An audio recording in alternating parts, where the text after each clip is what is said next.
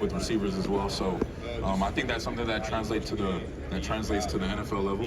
Something that I'm very comfortable in doing. So whenever I am matched up with a receiver downfield or in a coverage conflict, that's no mismatch for me. So.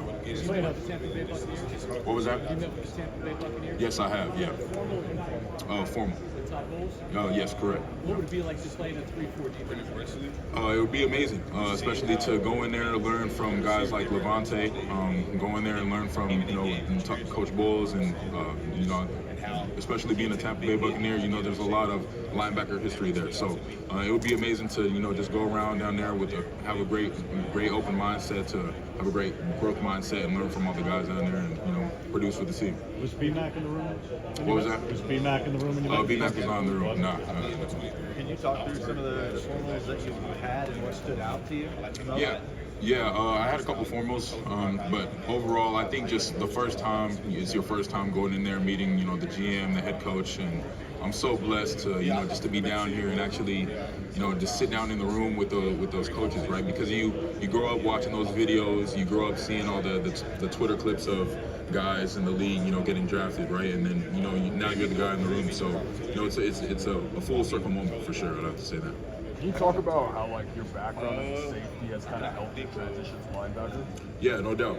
I feel like with my background as a safety, being able to cover, like I mentioned earlier, being able to cover running backs out the backfield, run with tight ends vertically, but then as well as be matched up with receivers, especially coming over from DB, that's what you're doing all day, right? Being able to fit the run, off receivers, have certain run fits, but then run with receivers down the field. But I feel like with me moving to the linebacker room, I feel like it becomes very easy to me, right? But now I'm just dealing more with A gap, B gap, C gap, right? Gap exchange with D lineman, right? So I'm really doing it all, and I take a lot of pride in that, right? So I feel like that's what everybody's looking for. You're looking for a guy who has spent his time covering receivers, but then as well as can stop the run as well. I think that I do that all at a very high level. Given that versatility, the coverage side, because for people who don't see it every week, but you are not the coverage linebacker who played against Brock Bowers and Darnell Washington in 22.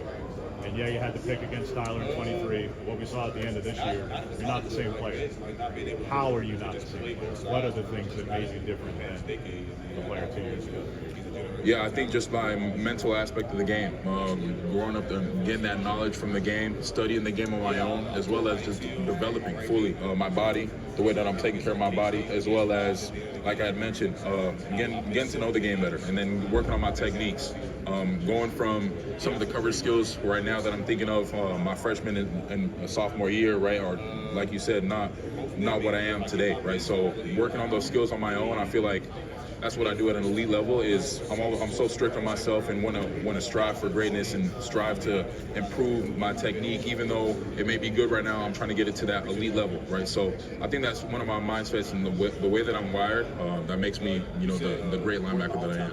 And with that versatility, are there players that you study most or model your game after, or would compare yourself to most? Yeah, no doubt. There's a couple. Foya Oluokun, I really like what he does down there at Jacksonville. Fred Warner, a linebacker in the league, who's been tearing it up for a little while now. Demario Davis with what he's been doing for the Saints.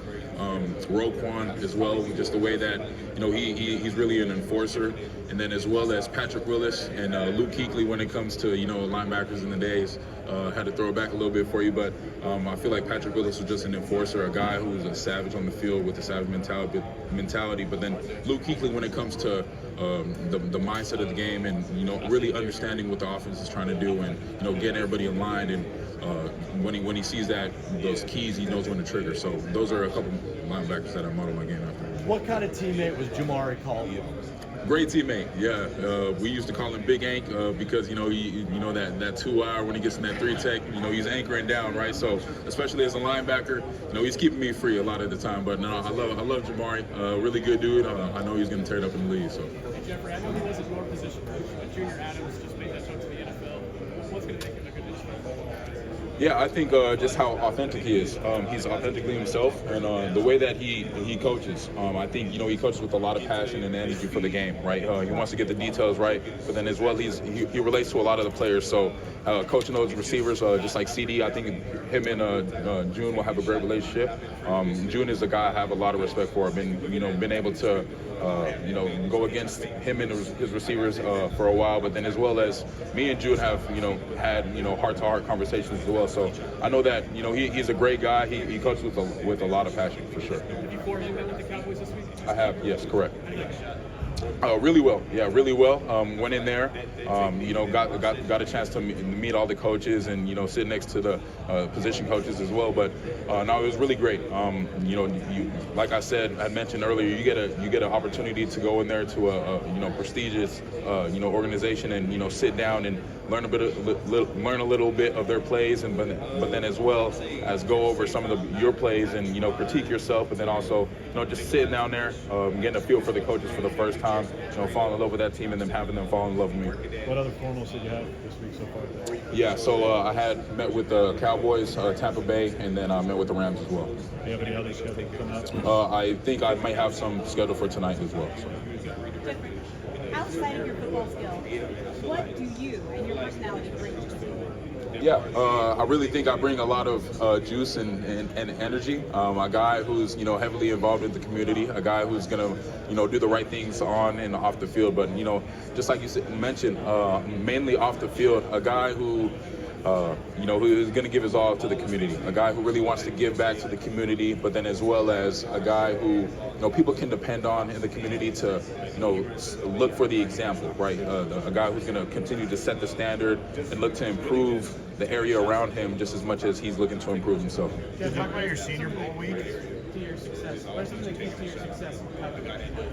Yeah, I would really have to say eye discipline, and then as well as playing DB. But when it comes to some of my keys to success, I really have to say eye discipline, and then my speed. I think my speed is what sets me off. A guy who's running 21, 22 miles per hour, on a daily basis, with ease, right? So I think just being able to have right eye discipline, great technique, but then speed as well, is going to really do well for a coverage linebacker. Can you talk about your Senior Bowl week and what that was like for you?